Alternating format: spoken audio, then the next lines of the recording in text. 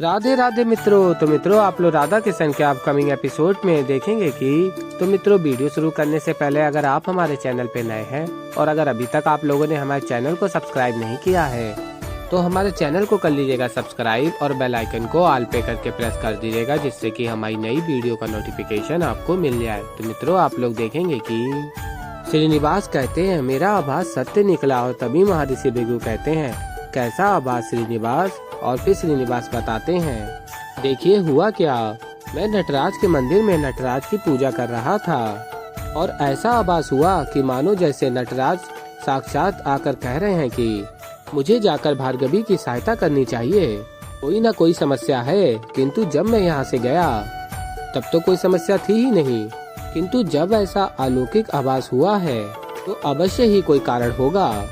और यही सब सोचते सोचते मैं आ रहा था, मेरी दृष्टि पड़ी उस तालाब पे जिसमें ये सारे कमल थे।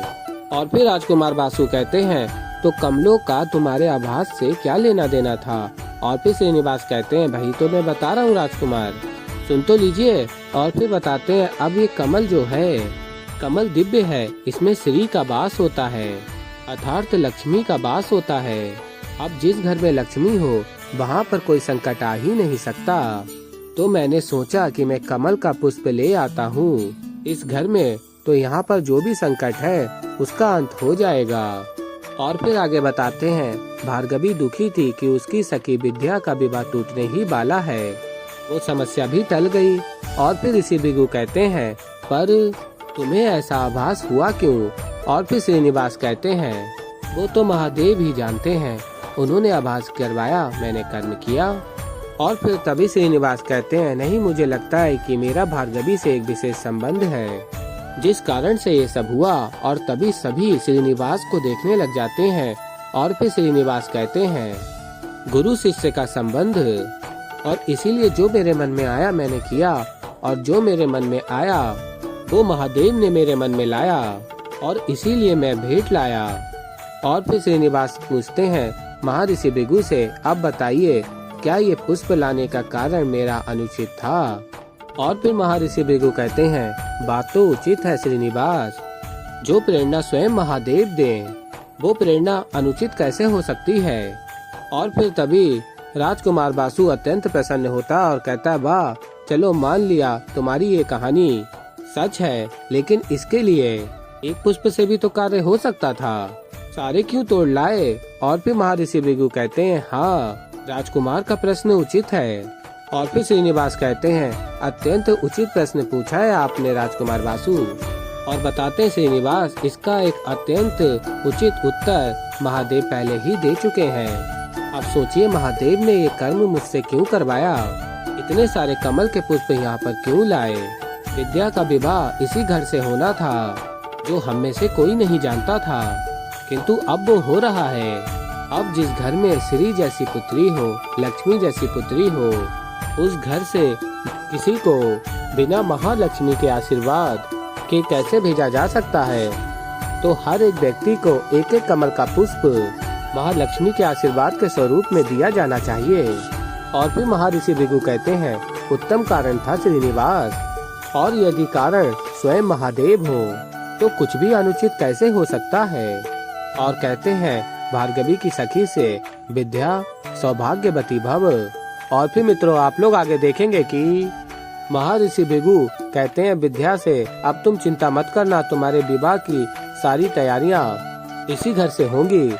और कहते हैं महर्षि भृगु बासु जो कुछ तुमने कहा उसे निभाना अवश्य, धन के कारण इस विवाह में कोई अड़चन नहीं आनी चाहिए। और फिर कुमार बासु कहता है जो आज्ञा ऋषिवर। और फिर महर्षि भृगु कहते हैं आइए मैं आपको बाहर तक छोड़कर आता हूँ।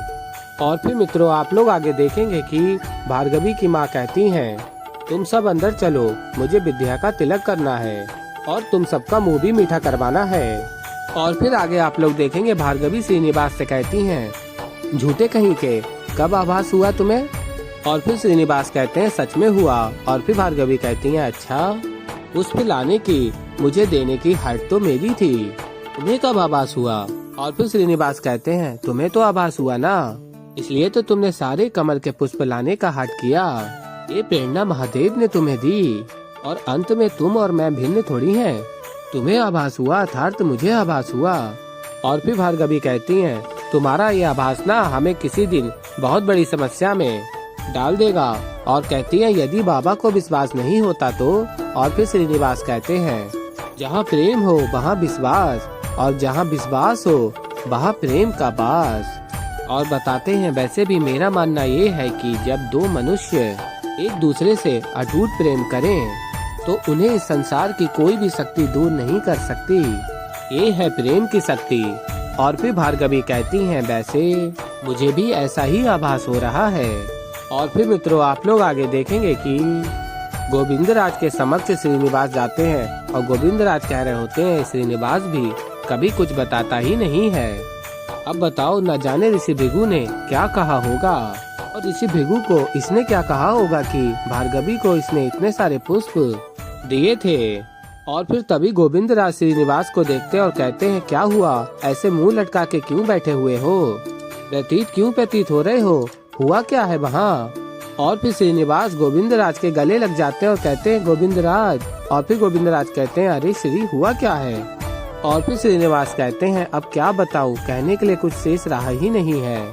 और फिर गोविंदराज कहते हैं, क्या, हे महादेव, कहीं ऋषि भृगु ने तुम्हें कोई श्राप तो नहीं दे दिया। और फिर श्रीनिवास कहते हैं, श्राप देते तो चल जाता, किंतु उससे पहले बासु ने जो किया। और फिर अत्यंत ही दुखी हो जाते हैं। और तभी गोविंदराज कहते हैं, हुआ क्या है, इधर देखो, बताओ मुझे विस्तार से।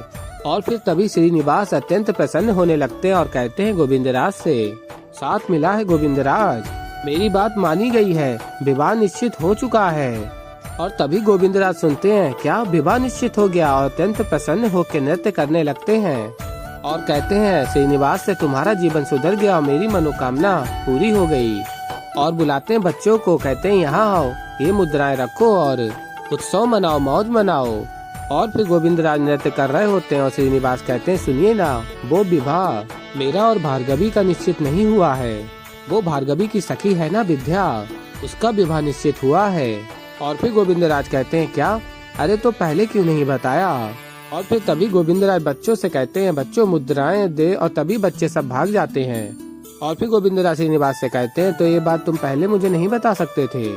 तुम्हारे और भार्गवी के विवाह की बात सुनकर तो मैंने बच्चों को मुद्राएं दे दी, बेकार ही नुकसान हो गया मेरा। और फिर श्रीनिवास कहते हैं, घाटा नहीं हुआ है गोविंदराज, आपने सगुन दे दिया है तो मान लीजिए कि अब विवाह होकर ही रहेगा।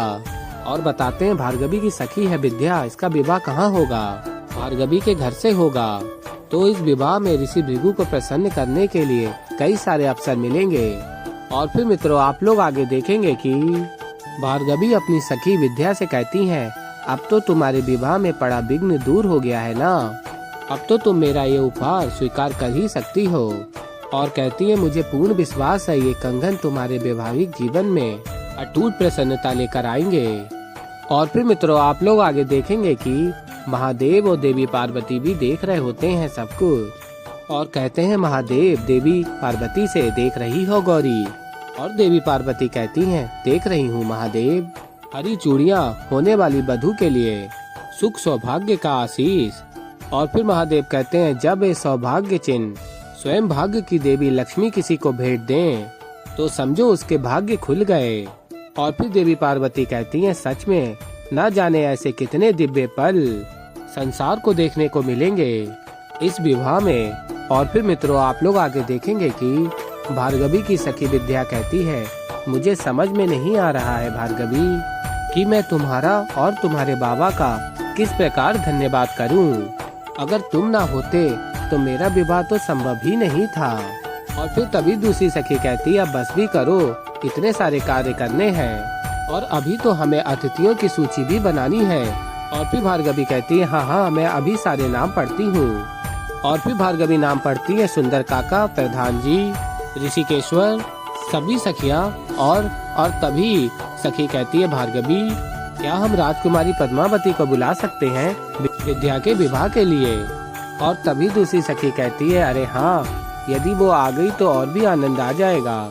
ससुराल वाले तो देखते ही रह जाएंगे कि विद्या के विवाह में स्वयं राजकुमारी आई हैं। और फिर भार्गवी कहती हैं, स्वप्न मत देखो तुम सब, वो राजकुमारी हैं। निर्धन ब्राह्मणों के घर वो क्यों आएंगी भला।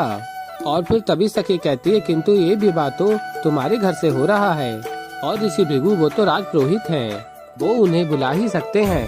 और फिर भार्गवी पद्मावती नाम भी लिख देती है। और फिर मित्रों आप लोग आगे देखेंगे कि राजकुमारी पद्मावती श्रीनिवास की प्रतीक्षा कर रही होती हैं, और तभी गोविंदराज आते हैं और राजकुमारी पद्मावती गोविंदराज से पूछती हैं, श्रीनिवास कहाँ है, कब से उसकी प्रतीक्षा कर रही हूँ यहाँ। और फिर गोविंदराज बताते हैं, राजकुमारी जी श्रीनिवास तो विवाह की तैयारियों में लगा हुआ है। तो ऐसे ही मित्रों आगे और भी बहुत कुछ देखेंगे आप लोग। तो अभी के लिए इस वीडियो में इतना ही। तो मित्रों अगर आप लोगों को हमारी वीडियो पसंद आई हो तो वीडियो को कर दीजिएगा लाइक, और चैनल पे नए हैं तो चैनल को कर लीजिएगा सब्सक्राइब, और बेल आइकन को ऑल पे करके प्रेस कर दीजिएगा, जिससे कि हमारी नई वीडियो का नोटिफिकेशन आपको मिल जाए। तो मित्रों मैं मिलता हूँ जल्दी आप लोगों को एक नई वीडियो के साथ। तो तब तक के लिए राधे राधे।